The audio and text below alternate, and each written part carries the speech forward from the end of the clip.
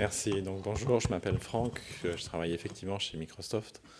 Ma carrière ne m'amenait pas forcément à arriver chez Microsoft, puisque je suis contributeur open source depuis 99, ce qui explique peut-être les cheveux blancs un petit peu de nos speakers de notre côté.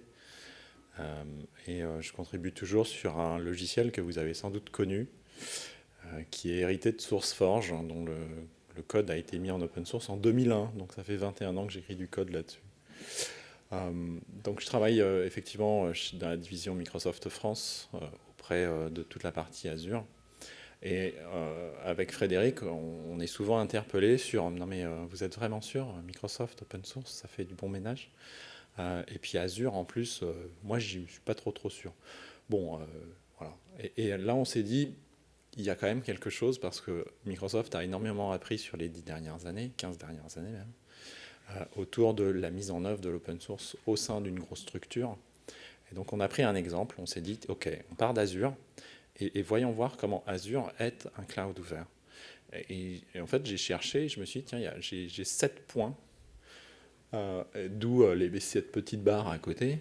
Et alors pour les jeunes que nous sommes, cette barre, s'il y a 7 layers, on est vraiment sur une stack OSI. Donc c'est vraiment parce que c'est une vieille référence. Donc on va parler cloud ouvert. Et en fait, quand on parle cloud ouvert, on se pose toujours, on se dit ouais, go, j'y vais, c'est ouvert, donc c'est pas Microsoft. En fait, déjà quand on va commencer à utiliser Azure, Azure qui est le cloud public de Microsoft, en hyperscaling, donc disponible à travers le monde, on va d'abord besoin de le consommer, donc vraiment de le piloter, de se dire ok, je vais créer des ressources dans Azure, je vais créer des machines virtuelles, j'ai créé des services, etc. Donc j'ai besoin de l'outillage, qui est vraiment le premier point d'entrée. Et l'outillage qu'on va avoir, tous les outils qu'on a mis à disposition, d'abord des outils natifs développés par Microsoft, donc que ce soit une CLI écrite en Python, ou des outils en PowerShell, écrits en C#. Alors personnellement, je n'écris pas une ligne de C#. Ou des outils de DSL, donc du State Language, qui s'appelle Bicep. Tout ça, c'est sous licence libre. Donc l'outillage mis à disposition par Microsoft est libre. Mais si vous ne voulez pas utiliser les outils de Microsoft, il y a déjà des outils tiers qui sont capables de communiquer avec Azure, et qui sont eux aussi libres. Si on parle de Terraform, si on parle de Chef, de Puppet, etc., c'est des outils que vous connaissez déjà. Donc, piloter de l'Azure, vous n'avez pas besoin de réapprendre des nouveaux outils. C'est important en termes de niveau de communication. Et vous pouvez réutiliser les outils que vous utilisez déjà, que ce soit on-prem ou vers d'autres cloud providers. Et c'est des outils libres aussi. Évidemment, tout ça, ça peut se piloter sur une chaîne de CI/CD. Personnellement, je suis un gros utilisateur de Jenkins. Je pilote moi-même depuis une plateforme Jenkins, la création de mes nodes, mes workers, etc. Tout ça, c'est juste... J'intègre dans Jenkins juste un petit plugin qui est libre lui aussi, pour intégrer la CLI Azure, écrit en Python libre, pour piloter directement mon cloud. Donc jusque-là, je suis juste totalement libre et je fais ce que je veux. Bon, pour ceux qui aiment les clics-boutons, parce qu'on a s'appelle Microsoft et qu'on aime le clic-bouton, je vous ai mis quand même le portail. Donc on a quand même... alors, je suis désolé, moi je n'ai pas été très bien élevé, donc je reste toujours sur un prompt avec un petit dièse devant. Le portail Azure reste quand même un des meilleurs portails que j'ai vu pour consommer du cloud. C'est un point d'entrée unique, une URL, ça parle en HTTP, HTTPS. Bon, au moins ça commence à parler des protocoles standards. Parce que justement, le deuxième point, en fait, quand on commence à rentrer dans la communication, on se dit, ok, mais on parle de quel langage en fait, on va parler comment avec Azure, et quelles sont les façons dont on va transférer des données. Je regrette de vous dire que Azure n'accepte aucun protocole propriétaire. Voilà. Donc, vous êtes obligé d'utiliser que des standards ouverts. Ça ne se négocie pas ici. On ne fait que du standard ouvert, que ce soit pour le stockage de données ou que ce soit pour la communication sur tous les devices. Donc là, j'ai cité quelques protocoles. Vous voulez faire vraiment une communication au niveau de l'identité. On ne parle que OpenID. On parle SAML, on parle OpenID, mais on parle que de protocoles standards et que ouverts. Si vous voulez une démonstration, vous allez voir Clément Oudot chez Vortec sur la partie Lomenal d'AppNG, comment intégrer correctement et faire de la fédération avec un Azure AD. Ça se fait uniquement sur des protos standards. Il n'y a aucune modification à faire, c'est tout, c'est naturel, c'est documenté, go, allez-y. Si j'ai besoin de communiquer avec la fabrique derrière pour créer des ressources, je vais communiquer en HTTP, HTTPS, s'il vous plaît, etc., etc. Pareil pour la partie stockage de données, NFS, Avro, Parquet, etc. Tout ça, c'est des standards, et c'est les standards qu'on va utiliser. Bon, là, je communique avec Azure, et si je vais un peu plus loin, j'ai besoin d'exécuter mon code, moi. C'est bien joli, là, Franck, on communique, on a commencé à piloter, etc. Moi, mon code. Bon, bah, Azure, en fait, vous permet d'héberger globalement toutes les technos. Bon. Alors, vous pouvez toujours faire du .NET si ça vous fait plaisir. Je ne sais toujours pas écrire une ligne de .NET. Après 5 ans de Microsoft, ce n'était pas un prérequis. Je ne sais toujours pas écrire du C#. Par contre, du Python, du Java, du PHP, alors là, je peux y aller, quoi. Si je veux utiliser un framework Node, etc., on y va. Donc, j'ai pas de limitation. Et on propose des SDK, donc pour intégrer vraiment et piloter depuis vos applications et utiliser complètement toute la puissance d'Azure. On a des SDK qui sont mis à disposition sous licence libre pour les différents langages. Alors, ils n'ont pas tous le même niveau de maturité. On faudra nous excuser. Mais comme ils sont libres, on appelle les contributeurs. Voilà. Et si on veut aller un peu plus bas, on se dit, bah, OK, tout ça, ça va être hébergé sur un operating system. Alors, je parlais sur un talk sur le stand de Microsoft. En fait, on va jusqu'à faire du FreeBSD, si vous voulez, sur Azure. Alors ici, j'ai mis Linux, BSD, Windows. Vous m'excuserez pour Windows ou macOS, mais c'est n'importe quel operating system. Je vous ai même mis de la S400 qui est loin d'être libre ou du Cray.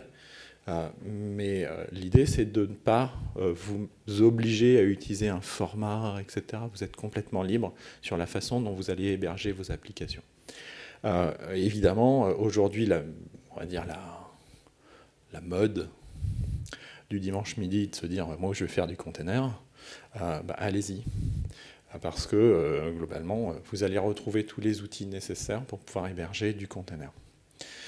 D'ailleurs, on se dit, bah, OK, tout ça, c'est bien, c'est sympa, c'est de la machine virtuelle ou des services de container, mais en fait, les services managés que met à disposition Azure, bah, eux-mêmes, pour certains, alors là, c'est là qu'on commence à être, pour certains, eh bien, pour certains, sont totalement libres, et donc vous n'avez l'obligation d'utiliser d'Azure que dans le nom du composant. Donc je prends un exemple qui n'est pas noté ici.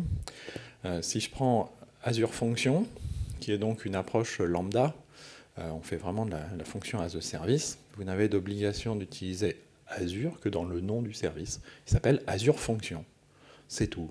Après, vous prenez, vous faites un from au départ de votre Dockerfile, vous héritez du bon container sur la partie fonction, vous incluez votre code, et vous avez votre image, et puis bah, comme c'est un container, vous l'exécutez n'importe où. Donc c'est intéressant de voir en fait que même des services qui sont liés à Azure, vous pouvez les sortir d'Azure et les exécuter n'importe où. Il n'y a pas de vendor lock-in ici. Et on met à disposition des services, alors je vous en ai cité quelques-uns, qui sont hérités soit des communautés, soit pour certaines versions, on travaille directement avec l'éditeur. L'idée est l'écosystème Linux, il faut le faire vivre. On peut prendre, mais il faut travailler avec. Hein, l'idée, c'est de prendre et de contribuer. Donc l'idée, là, c'est sur chaque service open source, on a des contributeurs upstream. Donc on vient travailler avec des contributeurs. Alors je vais dénoncer quelqu'un parce qu'il n'aime jamais être dénoncé.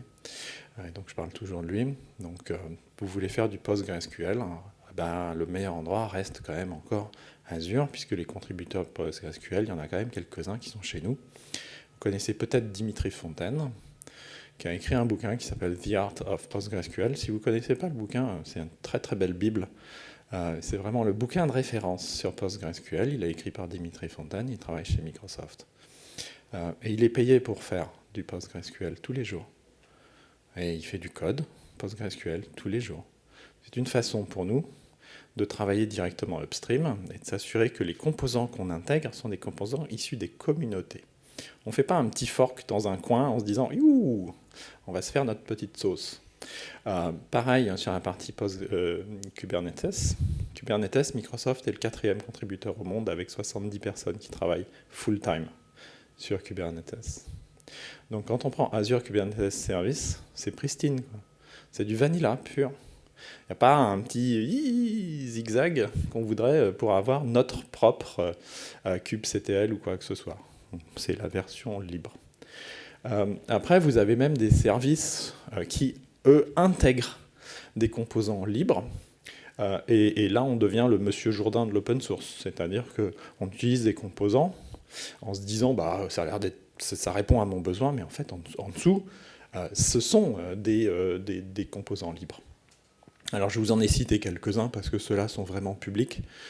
Et on pourrait aller faire une liste de tous les composants Azure. Un composant Azure, c'est à peu près 200-250 services. Donc Azure Purview qui fait de la gouvernance, bah derrière, ça parle à Apache Atlas. Donc si vous voulez parler avec de l'API Atlas pour faire de la gouvernance de données, bah, c'est standard puisque Azure Purview, en fait, c'est un Atlas en dessous. Application Gateway V2, alors j'insiste sur V2, c'est du Nginx. On m'a posé une question hier, mais oui, mais pourquoi tu ne l'as pas appelé Azure Nginx, en fait, tout simplement? Parce que, en fait, initialement, c'était un autre produit qui était utilisé que Nginx dans Application Gateway. Et donc, on a un service marketing avec Frédéric ici présent, qui est très fort, et qui donc donne des noms parfois un petit peu difficiles, ou qui sont parfois plus compréhensibles pour l'utilisateur, parce que Web Application Firewall, ça parle un petit peu mieux que Mode Security. Etc. Donc il y a quand même pas mal de composants comme ça, etc., qui sont mis à disposition sur des services managés. Et donc là, jusqu'au service managé, jusque-là, on n'a toujours pas de vendor lock-in. Puis en fait, c'est votre point d'entrée maximum que vous allez avoir sur la plateforme. On va y rentrer un petit peu plus bas parce que vous voyez, il me reste encore 3 petites cases. Tout ça, ok, j'ai mes machines virtuelles, j'ai mes services managés. Ouais. Ben, même l'infrastructure en fait. L'infrastructure en elle-même, ça s'appuie sur des composants libres. Donc vous utilisez Bing, qui au passage s'appuie sur Lucene. Et ben Bing Search, donc Lucene, s'exécute sur du Kubernetes, qui lui s'exécute sur du Linux. En dessous, vous avez un hyperviseur. Alors l'hyperviseur, là par contre, vous m'excuserez, c'est Hyper-V. Mais vous voyez, on va vraiment assez bas dans le fait de réutiliser des composants et de les mettre à disposition. Ce qui amène quand même, on va commencer à se dire, oulala, Franck, il nous parle de plein de composants open source. Azure, c'est 60 000 composants open source. Waouh, il va falloir quand même commencer à penser à les gérer correctement. Et donc se dire, ok, comment est-ce que je vais commencer à... Mettez-vous dans la tête, comment est-ce que je vais gérer et comment est-ce que je vais gouverner tous ces composants open source qui constituent Azure. Parce que Hyper-V, ça reste Windows. Voilà. Mais ça n'empêche que si vous voulez, quand vous commencez à provisionner du réseau, etc., et vous faites, ok, je vais fabriquer un VNet dans lequel je vais fabriquer un subnet, et je vais fabriquer des private endpoints pour intégrer mes services qui sont en pass pur pour s'intégrer avec du YAS, etc. Je vais piloter tout mon réseau et le pilotage se fait via une couche qui s'appelle Sonic, qui a été publié il y a des années et qui est toujours disponible dans Open Compute Project, qui est un projet qui a été lancé par Facebook il y a des années, qu'on a rejoint. Et Sonic, qui est donc le SDN, donc le Software Defined Network de Azure, c'est une Debian. Donc dès que vous faites du réseau dans Azure, en dessous c'est du Debian. Je pilote tous les switches hard. Et ils viennent communiquer, les switches hard des constructeurs qui intègrent Sonic eux-mêmes, et bien justement sont capables de communiquer. Voilà, donc je vous ai donné plein d'exemples, etc. Et le dernier exemple, alors j'en ai parlé ce matin sur le stand de Microsoft, c'est CBL Mariner, qui est donc une distribution construite par Microsoft, parce que se pose la question, justement, j'ai 60 000 composants qui proviennent de plein de communautés dans lesquelles j'ai des contributeurs. Il y a 50 000 développeurs chez Microsoft, dont 35 000 comptes GitHub. Ça commence à faire. Donc on a quand même plein de contributeurs un petit peu partout, mais on a quand même 60 000 composants différents, avec des versions différentes, youpi. Donc ça commence à devenir une matrice assez difficile. Et des distributions Linux utilisées pour héberger nos propres services, on en a quand même quelques-unes, 14. Donc quand on voit que pour gérer une distribution telle que Debian, une communauté, elle est importante, on peut peut-être pas se permettre de gérer 14 distributions, nous, Microsoft. Donc il est peut-être plus logique de retravailler et d'avoir une solution plus simple. Et donc on a affiné l'approche et on a choisi de faire notre propre distribution, qui est disponible, elle est disponible pour tout le monde, mais elle reste vraiment plus pour notre usage interne, donc vous ne pourrez pas en faire grand-chose d'autre que de l'utiliser sur Azure. Voilà, donc on est vraiment, là on est rentré vraiment sur l'infrastructure qui héberge tous les services managés, et puis en fait on va juste un peu plus bas. On se dit, ok, toute cette infrastructure est hébergée sur du hard. Ouais, ça tombe bien. Donc Azure, on a publié les blueprints hard, des racks, des machines, des composants de sécurité, etc. Tout ça, vous voulez, imaginez, demain matin, vous vous levez, j'ai suivi le talk de Franck, je vais fabriquer mes propres régions Azure, vous pouvez y aller. Bon, il faut commencer demain matin, vous en avez pour un petit bout de temps, mais vous pouvez être fondeur et refabriquer le hard, vous pouvez réutiliser l'operating system, vous pouvez remettre tout et vous reconstruire tout en haut, etc. Donc tout ça est publié, tout ça est sous licence libre, vous pouvez y aller. Et puis après, ça m'a fait, j'ai 6 points, j'ai bien mis quand même dans la tête que tout ça, il fallait que je le gère correctement. Je me dis, il me restait un dernier point qui est vraiment de se dire, je veux me rendre compte de la réalité. Vous pouvez aussi visiter physiquement les régions Azure. Alors on pourrait s'amuser à faire un petit peu de Google hacking, Google Map hacking, et de se dire, ok, où se trouvent les régions, etc. Alors, je n'ai pas mis de photos de régions Azure, mais elles sont disponibles sur le web. Si vous suivez un petit peu les annonces, etc., les investissements qui sont faits en France, etc. Tout d'un coup, Microsoft annonce « Waouh, il y a un super truc qui est annoncé, on va créer des régions en France. » Ouais, c'est très très bien. Puis là, tout d'un coup, il y a un tweet d'un maire d'une petite commune française qui dit « Oh, j'ai Microsoft qui s'installe chez moi !» Donc tout d'un coup, vous savez que ce tweet-là, lui, il l'a dit où c'était, quoi. C'est pas Microsoft qui le dit, mais le maire, lui, il l'a dit. Ou alors, tout d'un coup, vous avez le maire de Marseille qui dit « Waouh, alors, via tel fournisseur, ils vont s'installer dans tel bâtiment. » Donc vous pouvez directement faire un peu de Google Maps et retrouver directement là où se trouvent les régions Azure. Ce que je dis, c'est pas bien, mais c'est quand même la réalité. Alors on pourrait en visiter quelques-unes. Il y avait les versions, les régions West Europe ou North Europe qui se visitaient avant que tout le monde mette un masque. Donc on verra comment ça se réouvrira. Mais en fait, c'est ouvert à nos clients, c'est ouvert à nos partenaires. On organise des rencontres, on organise des visites où tout d'un coup, vous vous rendez compte de comment fonctionne la sécurité. Comment est-ce qu'on rentre dans une région Azure avec vos petits pieds, vos petites mains, etc. Et puis de se dire, votre téléphone, là, non, il ne rentrera pas. Une boucle de ceinture, non, ça ne rentrera pas. Et donc vous voyez le niveau de sécurité, en fait, qui est un niveau d'un avion à l'aéroport, etc., pour passer. Et vous voyez tous les niveaux de sécurité qui sont mis en œuvre. Ça vous permet d'appréhender, en fait, les procédures qui sont mises en œuvre, et donc on vous montre les procédures qu'on utilise. On ne vous donne pas le manuel utilisateur de la procédure, etc., mais on vous montre les procédures qui sont mises en œuvre. Donc voilà le niveau d'ouverture qu'on a sur Azure. Et donc, basé sur cet exemple-là, d'ouverture de l'ensemble de la plateforme, on s'est dit, Microsoft a besoin de gérer tout ça, a besoin de travailler correctement avec les communautés et travailler correctement avec les éditeurs, faire comprendre en interne, comment contribuer correctement, comment travailler, etc., correctement avec une communauté. Parce que, initialement, Microsoft était très fermé. On peut dire ça? Un petit peu, hein. Voilà. Et donc, le paragraphe suivant, qui est animé par Frédéric, qui me rejoint, est vraiment de se dire, OK, on a pris un exemple d'Azure, on est rentré vraiment en tant qu'utilisateur, on a pris notre pelle, et on est rentré progressivement dans les différentes couches d'Azure.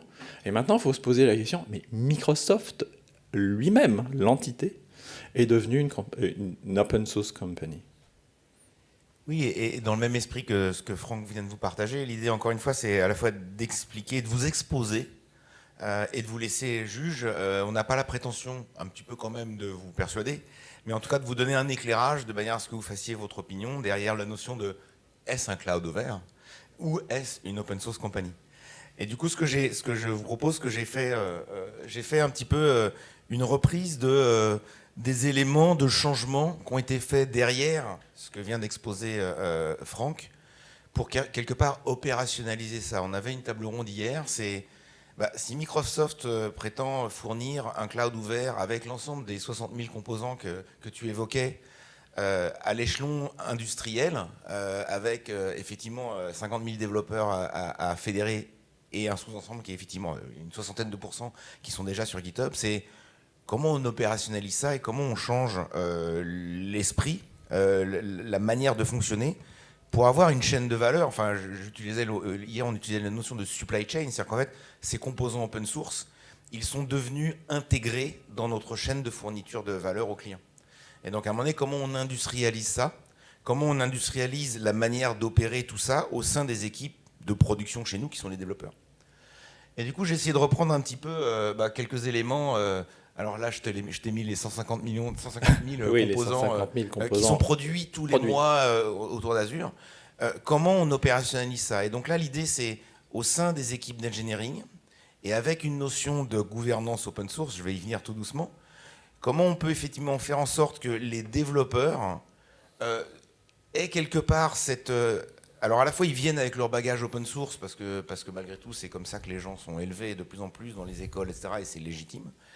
Puis à la fois il faut transformer certaines habitudes au sein de l'entreprise. Comment on opérationnalise cette production open source en gommant dans le chemin des développeurs ces aspects qui sont comment on maintient tout ça en termes de nomenclature, enfin pas de nomenclature, mais d'inventaire de tous les composants qu'on peut aller chercher sur le net et intégrer dans nos offres. Comment on fait en sorte de respecter les aspects licences associés à tous les composants open source. Et donc ça, à l'échelon d'une petite organisation, on peut avoir un gourou qui check ça, qui se dit ouais ça c'est bien, ça attention, etc. Tiens, la communauté derrière, elle est plutôt active, on va pouvoir les engager, etc. À l'échelon industriel de Microsoft, on essaye d'avoir une organisation qui s'appelle un Open Source Program Office, donc une petite équipe qui va aider à faire la tour de contrôle de ces comportements au sein de l'organisation. Sur les premiers aspects qui sont, si tous les développeurs sont autorisés à aller chercher des composants ou à contribuer, comment je m'assure à un niveau industriel qu'il y a une homogénéité, une pertinence dans la manière dont on gère les licences? Quelles sont les licences sur lesquelles on a zéro état d'âme, ils sont autonomes, ils peuvent avancer? Quelles sont les licences sur lesquelles, attention, il y a peut-être une revue légale à avoir, un peu d'introspection, que ce soit en entrée ou en sortie, avant de les intégrer dans nos propres composants. Et là, je raisonne vraiment à l'échelon de l'individu et du développeur. Quels sont les éléments de comportement des développeurs en termes de production de code? Quelle qualité de code et de documentation on doit refournir quand on a des contributions et a fortiori des contributions upstream? Comment on fait en sorte d'avoir le bon niveau de qualité? Bref, comment on fait d'un point de vue industriel pour intégrer proprement, collaborer, refournir de manière en bon citoyen, si je puis dire, à la fois pour les risques de l'entreprise, mais aussi pour la la cohérence de ce qu'on met. Et là, je raisonne quasiment à l'individu et développeur. Franck disait, bien évidemment, en face de nous, on peut avoir un acteur éditeur logiciel où là, globalement, on va avoir une structure qui va beaucoup plus se renforcer et qui va aider à structurer aussi par rapport à ça.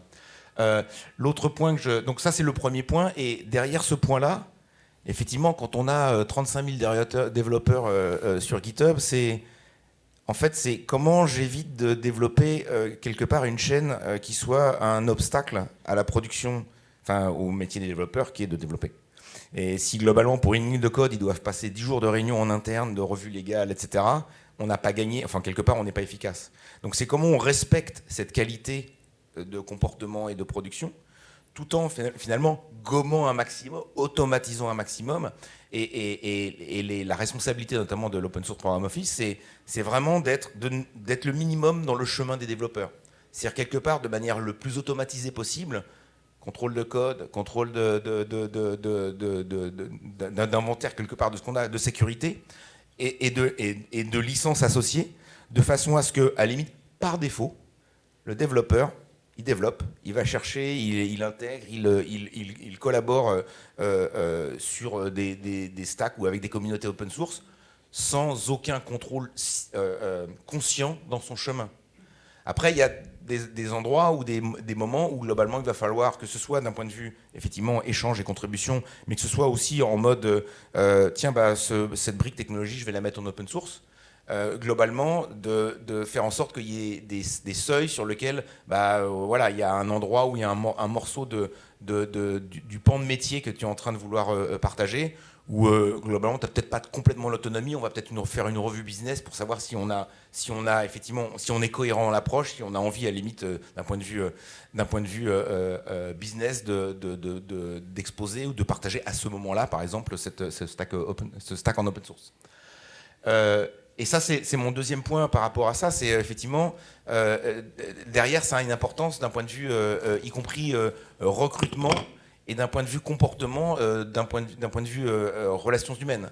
C'est comment on forme. Alors, quand former, les gens, ils viennent, ils sont formés, mais comment, effectivement, on leur donne un certain nombre d'éléments, qui sont les éléments de comportement qui permettent de dire, à l'échelon industriel, toi, développeur qui avait l'habitude d'être contributeur individuel, dans le cadre de ton métier maintenant, tu peux faire ça, latitude, ça, attention, il y a telle et telle règle à respecter d'un point de vue effectivement légal et comportement, mais c'est aussi d'un point de vue, et je le disais, d'un point de vue, voilà ton autonomie.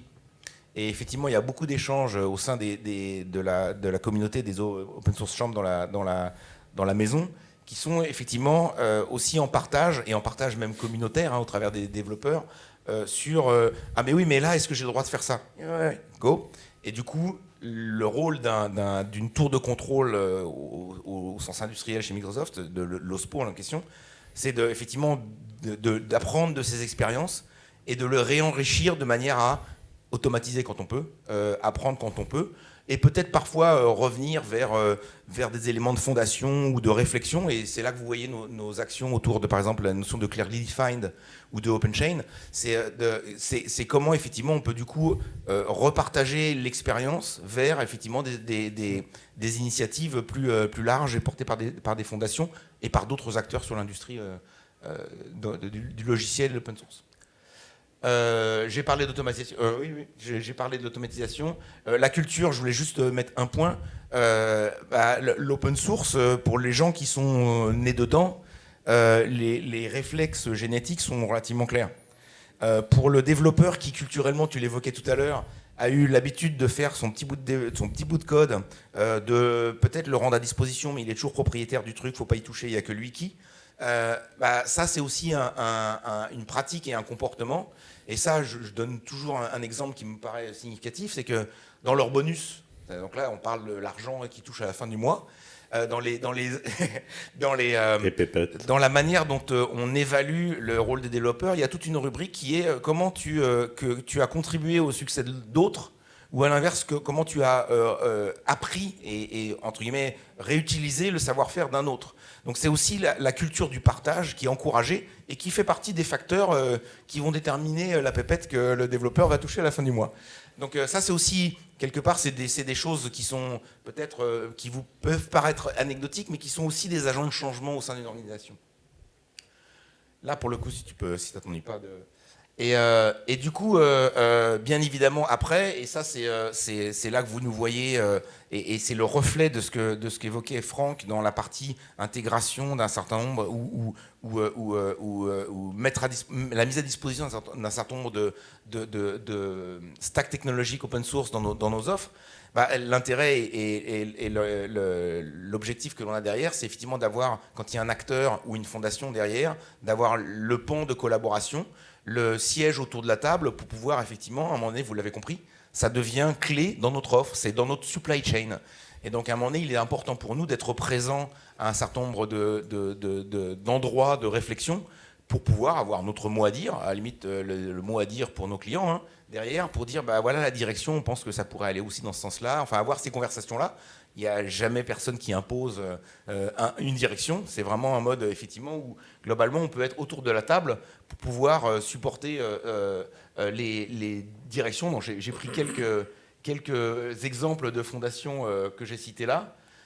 L'autre élément d'engagement qui me paraît important, c'est que, et ça c'est un appel à réflexion aussi, c'est que ok, l'open source est omniprésent, il n'y a pas de débat, c'est un écosystème, un ensemble de solutions qui a vraiment apporté l'innovation au marché.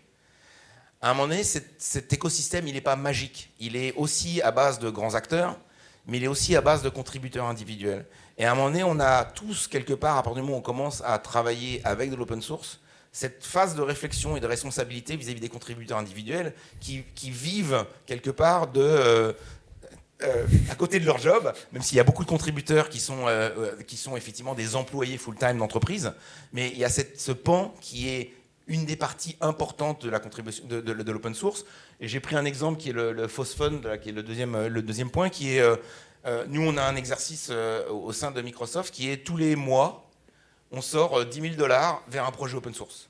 Ce projet, il est nominé. Alors effectivement, on donne $10 000 par mois. C'est des contributeurs au sein de Microsoft, c'est des contributeurs à des projets open source qui votent pour un projet de leur choix. Pas forcément un projet Microsoft, loin de là. On choisit un projet où on se dit, ce projet, il est intéressant, on veut le mettre en valeur et on le pousse. Et donc on prend ce projet et on lui dit, toi, tu recevras $10 000. Donc nous, contributeurs, on a le droit de voter. On est sélectionné parce qu'identifié sur GitHub, etc., sur nos contributions. Et donc, on est identifié en tant que contributeur. Et tout, on a le droit à un droit de vote, un vote par mois. Encore faut-il avoir contribué dans le mois. Si vous n'avez pas contribué dans le mois suivant, 0. C'est important de continuer à contribuer. Oui, mais c'est effectivement important. Alors après, je zoome sur Community Software Heritage. J'ai mentionné aussi, c'est aussi important.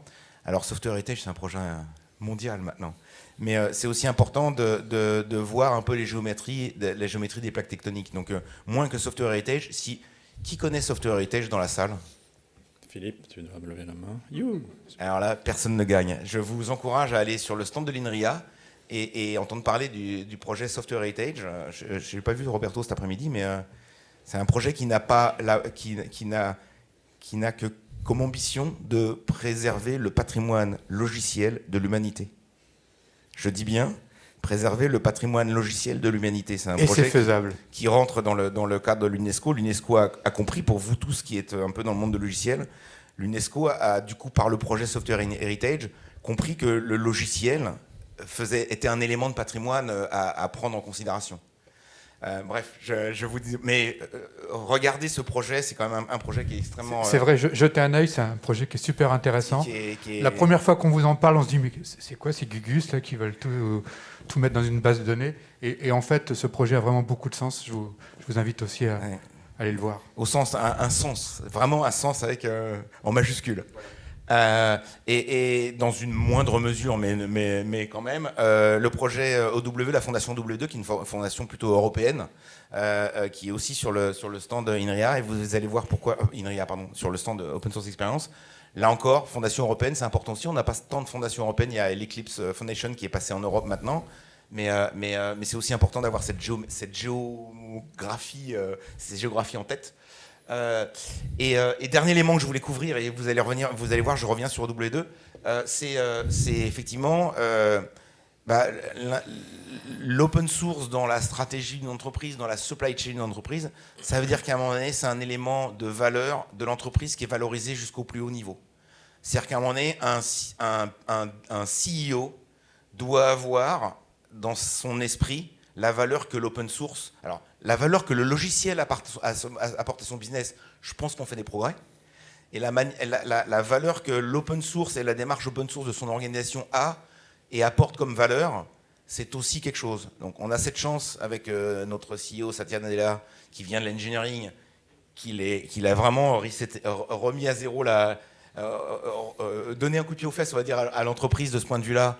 Et il y a beaucoup de choses qui ont été accélérées par l'approche de Satya, ne serait-ce que dans l'esprit de je ne veux pas arrêter de redévelopper des trucs qui existent déjà chez Microsoft. Quelque part, il y a un peu de ça en sous-titre. Et ne réécrivez pas du code qui existe déjà. Et donc derrière, ça a une valeur parce qu'en fait, on essaie aussi d'être cohérent derrière dans la manière dont on l'applique et dont on le décline. Parce qu'on pourrait ne pas réutiliser, ne pas réécrire du code qui existe déjà, et puis pomper tout, et puis le forquer, et puis faire notre propre business dessus. On essaie d'éviter cette dérive-là. Et voilà, et du coup j'en finis sur le point où je voulais en venir, c'est que c'est aussi un appel à votre réflexion. C'est-à-dire qu'en fait, un des points que j'évoquais là, c'est l'avant-dernier là, c'est que ça veut dire qu'à un moment donné, on va jusqu'à une logique de gouvernance de l'open source au sein d'une entreprise. J'ai commencé à me poser ces notions-là, de la supply chain à partir de l'open source. À un moment donné, c'est l'industrialisation de l'open source au sein des organisations. Ça veut dire qu'il y a aussi une notion de gouvernance que Franck évoquait un petit peu tout à l'heure.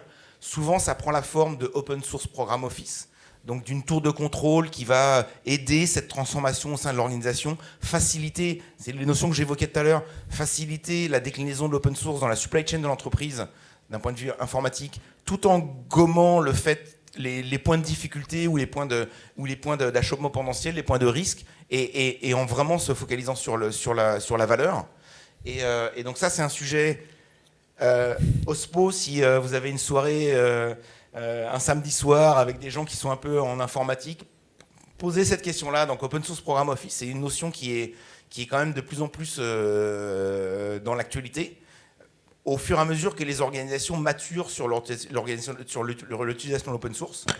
Et se pose cette question. On parle aussi de gouvernance open source. Et de gouvernance open source. Ah, mais j'y viens absolument. Et je te rejoins. C'est l'open source Program Office, c'est finalement une personne, une entité, une équipe, mais qui va effectivement construire et aider à animer cette gouvernance de l'open source au sein de l'organisation. Et du coup, j'en finis sur ça. La raison pour laquelle je parlais de W2 tout à l'heure, c'est que derrière cette réflexion et derrière ce que je vous évoque, et humblement avec plein de personnes autour de la table, ce qu'on a essayé de faire au niveau de la fondation W2, c'est de mettre un peu en place un espèce de guide simple d'approche alors on peut le dire, de gouvernance open source, donc on l'appelle Good Governance Initiative, je vous ai mis un lien là-dessus, et qui a été réalisé en première version là à l'occasion de cette Open Source Experience, donc c'est tout frais, vous avez un des 5 exemplaires dans le monde dans mes mains, mais la version PDF est disponible là, et l'ambition de ce cadre, c'est vraiment d'alimenter la réflexion des gens qui ont été un peu sensibles à cette deuxième part, enfin à ce talk que je viens d'avoir, qui est aujourd'hui on a une maturité de la technologie open source qui permet vraiment d'avoir cette réflexion de comment j'intègre l'open source dans ma supply chain. Alors, une maturité du logiciel qui fait que le logiciel est partout, premier point. Deuxième point, que l'open source est une composante extrêmement importante de cette transformation logicielle. Et du coup, il devient, à notre sens, crucial que les organisations réfléchissent dans cet axe-là de comment je gouverne ça, comment je prends un contrôle au sens, un contrôle noble du terme, pour l'intégrer dans ma chaîne de valeur. Et puis je vais vous dire, je pense qu'on est quelques-uns à avoir un objectif caché derrière ça. C'est aussi comment on fait prendre conscience à l'ensemble des organisations qui ont cette démarche-là, que cette démarche, elle est dans une chaîne de valeur, et que cette chaîne de valeur, elle ne s'arrête pas forcément à l'entreprise qu'on sert, mais il y a tout un écosystème derrière. Donc vous avez vu derrière dans mes points, et j'ai structuré exprès de manière machiavélique les points de restitution que je vous ai mis. Je les ai structurés exprès, implicitement, suivant les 5 goals qu'on a mis dans la Good Governance Initiative, même si j'en ai agrégé un sur le premier point, de manière à vous dire ce qui vous a paru logique. Ben, on a essayé de le documenter, on est plein, c'est pas du Microsoft. Il n'y a pas que Microsoft. C'est loin de là, on a essayé d'apporter nos modestes contributions dans la démarche, de manière à vraiment aider les gens qui ont cette démarche de structuration. Alors, soit prise de conscience, soit justification auprès de votre direction générale, de manière à vraiment étoffer une infrastructure, si on a réussi à vous persuader, d'industrialisation de l'open source dans votre métier. Alors, je rajouterais juste un petit truc sur la partie donc, open source. Source. Garder un peu de temps pour la... Oui, c'est pour ça que sur la partie open source gouvernance, vous avez vu l'épaisseur du bouquin là ? C'est 30 pages. Avec 30 pages, vous savez utiliser correctement et gouverner correctement l'open source dans votre société. 30 pages. Avec tous les... Il y en a 4. Il l'a cassé. Avec tous les exemples directement, et vous avez vraiment juste à suivre et à mesurer votre niveau de maturité pour utiliser correctement l'open source dans votre société. Et ça, c'est aussi le partage de l'expérience qu'on a eue au sein de Microsoft, où on est parti pas d'un greenfield, on est parti de beaucoup plus loin en fait que le greenfield. On est parti d'une société qui ne faisait que du logiciel propriétaire et qui réinventait la roue en permanence entre toutes les équipes. Je ne sais pas si vous vous souvenez de ce petit schéma où vous recherchez l'organisation de Microsoft, où en fait vous avez une occupation avec plein de petites équipes et les équipes sont représentées par des pistolets qui se tirent dessus. Retrouvez-le, vous allez voir. L'idée de la mise en place de l'Open Source Program Office et d'enlever ces petits pistolets. Il y a eu un acronyme qui a été affiché ici là, par Frédéric, qui s'appelle OneES, pour dire qu'il n'y a qu'une seule équipe d'engineering. Il n'y en a pas plein, il n'y en a qu'une. Et tout d'un coup, il y a un grand râteau avec 50 000 développeurs qui travaillent ensemble. Et non pas des petites équipes, tout pizza team ou ce genre de choses où ils vont travailler dans leur coin, fermer leurs portes, ils vont garder leur code source. Et donc ça, c'est vraiment important de pouvoir partager avec une démarche de inner source initiale mise en place par Satya.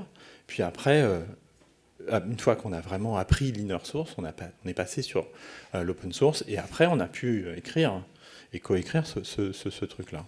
Ce beau bouquin-là, 30 pages. Il prend une claque. Merci à tous. Merci, oui. Ok, je pense qu'on peut applaudir déjà. Merci. Mais je suis sûr qu'il y a des questions dans la salle. Conclure et prendre les questions. On a essayé de vous exposer effectivement open source, open cloud avec Azure. Et 2, vraiment vous appeler à la réflexion. Et la démarche Good Governance, c'est une démarche appel à contribution. Hein. C'est une démarche bien évidemment open source sur laquelle vous allez sur le site, vous pouvez venir contribuer. Alors apprendre, mais aussi contribuer. Et toute l'équipe, toute la communauté sera là pour vous accompagner et ou prendre vos demandes d'amélioration. Alors pour que la salle ait un peu de temps de réfléchir aux questions, je vais en poser une moi-même déjà pour commencer. Je crois que c'est hier, il y avait mon collègue, là on t'a dit, voilà, bon, quand on parle de gouvernance open source, il y a souvent 3 dimensions. Il y a une dimension légale, une dimension propriété intellectuelle, business, etc. Et puis je t'ai dit, comment vous traitez ça ? Et tu nous as dit... chez nous, il n'y a pas de propriété intellectuelle. Et là, on était surpris. Est-ce que tu peux un peu élaborer dessus ? Alors, je vais corriger ce que j'ai dit, parce que si j'ai dit qu'il n'y avait pas de propriété intellectuelle, je pense que je me suis pris les pieds dans le tapis. Il y a toujours de la propriété intellectuelle, quelle qu'elle soit, quelle que soit sa licence. Donc, il y a un distinguo entre propriété intellectuelle et la licence. Quand j'écris du code, personnellement, j'écris du code sous GPL V2, il y a toujours de la propriété intellectuelle. J'en suis toujours auteur. Après, il y a autre chose. C'est-à-dire que Microsoft est une société américaine pour laquelle les brevets logiciels existent toujours. Et donc, Microsoft dispose d'un portfolio d'environ 60 000 brevets, quelque chose. Et en fait, on s'est dit, mince, justement, dans la revue de code qu'on fait, dans le développement qu'on fait, mince, comment est-ce qu'on va faire pour nous-mêmes publier du code sous licence libre sans aller contre les brevets qu'on détient. Donc c'est un petit peu un nœud gordien, genre je suis propriétaire de la propriété intellectuelle, je suis propriétaire du brevet, mais je m'interdis de publier mon propre code. Et donc on a trouvé la solution. On a mis à disposition l'ensemble des brevets via le LOTS Network, donc le LOT Network, et sur une autre fondation, l'OIN aussi. Et donc, OIN et LOT Network, donc toutes les personnes qui font partie de ça et qui donc écrivent du code, peuvent réutiliser les brevets logiciels de Microsoft. Donc comme nous-mêmes, on fait partie de l'OIN et du LOT Network, eh bien, on est soumis à nos brevets, mais on a le droit de les utiliser si on fait du code libre et qu'on le publie sous une licence libre. Donc tout d'un coup, en fait, on a simplifié notre approche. On a dit, on prend le portfolio de brevets, on le met à disposition des communautés open source, et s'ils font du code libre avec, c'est tant mieux, c'est check, on est bon au niveau légal. Voilà comment on a répondu à notre propre problème. D'accord. Toujours pas de questions dans la salle. Allez. Parce que sinon, je vais les faire. Alors, la première question, voilà. Tu as gagné. Merci. Pas mis la motivation avant. Merci. Je voulais savoir si, pour vous, éventuellement, l'open source peut être un facteur de différenciation par rapport à vos concurrents cloud. Alors, c'est une question qu'on me pose à chaque fois. J'adore cette question. C'est pour dire, qu'est-ce que vous pensez du cloud d'AWS en matière d'open source ? Dit autrement. Dit autrement. Alors, attention, il est capable de partir dans les sous-titres, lui. Alors, je ne ferai pas de jugement sur la qualité d'AWS. Je ne ferai pas de jugement sur la qualité du cloud de GCP parce qu'ils ont tous les deux des positionnements très intéressants et c'est des très beaux produits avec des très bons ingénieurs qui sont vraiment très très bien. Microsoft a souhaité respecter le business model des éditeurs. Donc nous, on se pose et on appelle les communautés, on appelle les éditeurs à nous remettre régulièrement une petite claque pour nous remettre sur le droit chemin si on déraille. Donc ma position est, je ne réponds pas à la question, la position est de dire, on essaye, nous, Microsoft, de respecter les règles, et tu traduiras comme tu le veux. Alors moi j'ai une autre question, s'il n'y a pas d'autres questions dans la salle. Donc tu nous as donné une information intéressante aussi, c'est que dans Azure, il y a à peu près 30% de code open source. Il y a 30% en fait de la plateforme Azure. Donc vraiment, je parle du back-end, hein. Je ne parle pas de ce qui s'exécute au-dessus. Il y a 30% du back-end en fait, qui utilise des composants libres, oui. Alors après, j'avais discuté lors d'un meeting Software Heritage avec une commerciale de Microsoft. C'était intéressant, parce qu'on peut discuter business. Et j'ai été vachement surpris parce que c'était une commerciale qui m'expliquait qu'en fait, que maintenant, grâce à l'open source, Microsoft faisait à peu près 60% de son chiffre d'affaires. Est-ce que vous pouvez... En fait, il y a une partie... Alors, je rejoins la question de tout à l'heure. Il y a plus de... Alors, il y a plus de la moitié de... Le chiffre, faut le prendre. Il y a plus de la moitié des VM qui tournent dans Azure qui sont Linux, qui ne sont pas Microsoft. Et quand je dis ça, c'est une manière de dire la monétisation associée, elle y est. Il y a plus de 60% des solutions dans la marketplace qui sont sur base Linux. Là encore, c'est des sources de monétisation. Après je vais même plus loin sur ta question. C'est-à-dire que on est là pour ça. Moi, j'avais aujourd'hui, et c'est un sujet qui est toujours un petit peu ambigu, mais dans la valeur boursière de Microsoft, notre stratégie open source est reconnue. C'est-à-dire qu'en fait, même la bourse reconnaît le fait que... Vous entendez, hein, c'est important. Et je le dis parce que c'est ambigu, parce qu'on parle de valeur boursière, c'est tabou, machin. Et en même temps, ça veut dire qu'à un moment donné, n'importe quelle boîte qui a effectivement une stratégie open source qui génère de la valeur, et visiblement la perception c'est que ça en génère, c'est une extension de ta question, a le même enjeu, et tous les acteurs de l'open source peuvent rêver ça, c'est se dire ça a une valeur au sein de l'entreprise, de la génération de valeur de l'entreprise. Alors je rajouterais, parce que j'aime bien être polémique, Microsoft reste une société. Donc, si on est une société, ça veut dire qu'on est là pour gagner de l'argent. Moi, je montais ma propre structure avant Microsoft. Je ne l'ai pas montée pour les beaux yeux de quelqu'un. J'ai monté ma structure pour gagner de l'argent. Je travaillais et à la fin du mois, j'ai mon loyer à payer. Donc, payer mon loyer, ça veut dire que je gagne de l'argent. Microsoft a un loyer à payer aussi, donc il gagne de l'argent. Avoir choisi d'embrasser l'open source et la façon dont Microsoft le fait, c'est pas pour les beaux yeux de Philippe Carré. C'est pour justement le fait que l'open source est un vecteur de gagner de l'argent. Et ça a une vraie valeur qui se traduit par de l'innovation, du partage, de l'efficacité, de la sécurité. Et donc tout ça, ça permet vraiment de gagner de l'argent. Et donc Microsoft a choisi de faire de l'open source parce qu'on gagne de l'argent avec de l'open source. J'en doute pas. Et il faudra que tu me parles de cette commerciale parce que elle a compris ce virage. Elle a compris qu'aujourd'hui on était plutôt une open source company. Oui, Alexandre. Bonjour, Alexandre Negadi, SAS Vaya for Open Source. Je pense qu'il y a aussi le savoir-faire qu'il fallait rajouter à ce que tu viens de dire, Franck. Oui, le savoir-faire, c'est-à-dire c'est-à-dire comment on combine, comment on orchestre l'ensemble des éléments de la chaîne de valeur de l'open source. Et ça, tu es bien placé pour le savoir. Effectivement, le fait est que quand on embrasse l'open source, en fait, on s'oblige à un certain niveau. C'est-à-dire qu'on s'oblige à un niveau de qualité parce que, en fait, on ne fait pas l'open source pour... Enfin, si c'est pour garder son code pour soi-même, j'ai pas de problème. J'écris mon code, je suis très mauvais développeur. J'écris du code de kilomètres, la qualité n'est pas au rendez-vous, mais au moins mon code fonctionne. Mais je le publie. C'est-à-dire que j'accepte le regard des autres sur mon code, et donc je m'impose que mon code fonctionne. Déjà, c'est pas mal.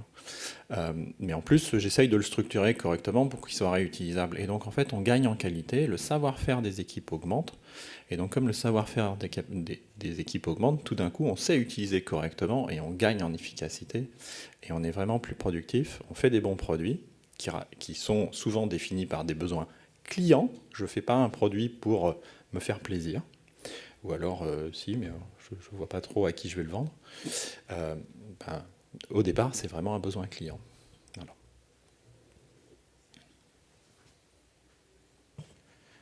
Ok. Il nous reste quelques minutes. Vous n'avez pas une question un peu pushy à poser, non ? On est Microsoft. Oui. On est un salon open source. Alors, ça tombe bien parce que moi, j'avais remarqué, ça fait 20 ans. C'était plus saignant, je m'en rappelle. Oui, j'allais dire, ça fait 20 ans qu'on les fait. Vous vous ramollissez. On n'a même plus de trolls dans les salles. Ça fait 20 ans qu'on fait des salons open source, moi, personnellement. Et effectivement, initialement, il y avait quand même quelques questions qui... J'en pose une piquante. Vas-y. Il y a eu une directive gouvernementale qui est passée il n'y a pas si longtemps. C'était... Et comment adresser les administrations publiques françaises avec Azure ? Alors avec Azure, ça tombe bien puisque je suis un cloud ouvert. Point. Donc je suis assez à l'aise avec ça. Et puis en plus, en fait, la problématique est à qui appartient la donnée. Bon, alors sur Azure, tout est chiffré. Vous avez les clés de chiffrement, pas moi. Donc si vous faites votre job correctement, vous utilisez Azure géographiquement localisé en France. Donc il y a une région France centrale avec des gros investissements qui ont été faits. Quand on parle d'investissement, vous vous souvenez de CloudWatt et autres trucs là ? Vous savez combien le gouvernement a mis pour monter CloudWatt quand même. C'est pas négligeable. 1,5 milliard pour lancer CloudWatt. C'est pas petit. Bon, on a lancé une région en France. Non, je sais qu'Alexandre est d'accord.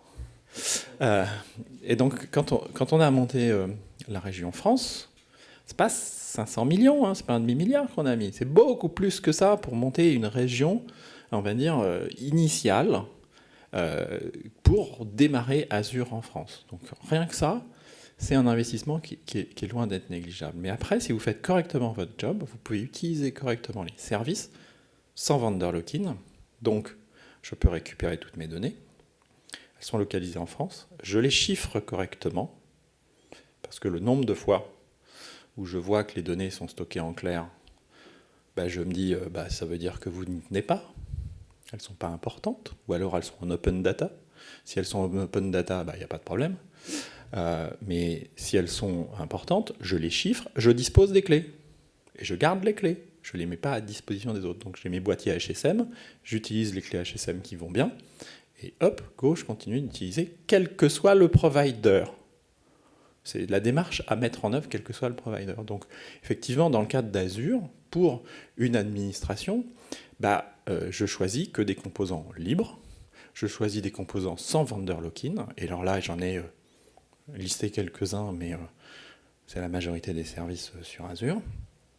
Et go, et je m'assure que mes données sont chiffrées, que je n'utilise pas des protocoles en clair. Donc on va éviter du HTTP direct. C'est le nombre de fois où je vois... alors moi, j'ai fait mon public endpoint. Oh, tiens, j'ai publié.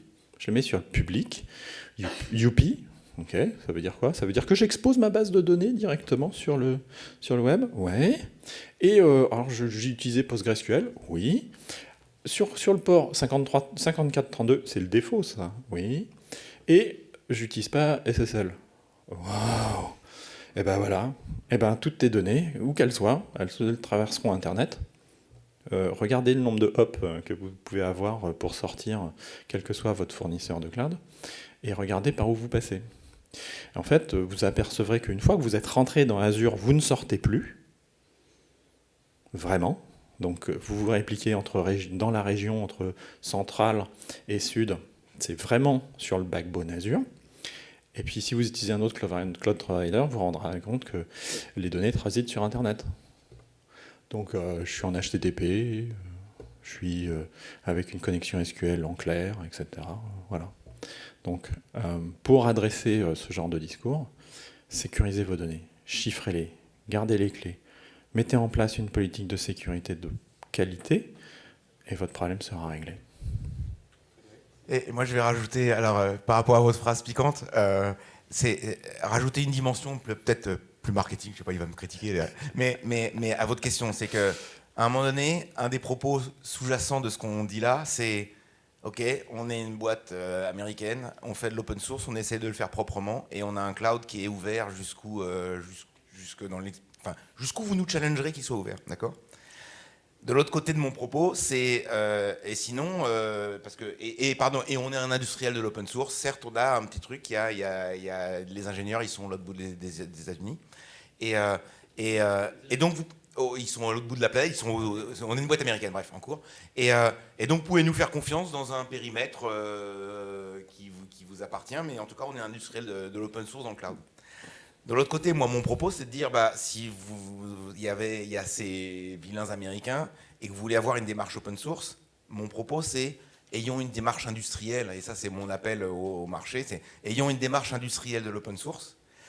Et après, je vous laisse suivre l'actualité sur tout ce qui peut être entre les deux. Mais je ne peux pas faire de commentaires sur l'actualité.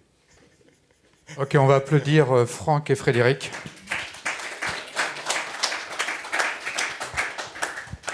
Merci.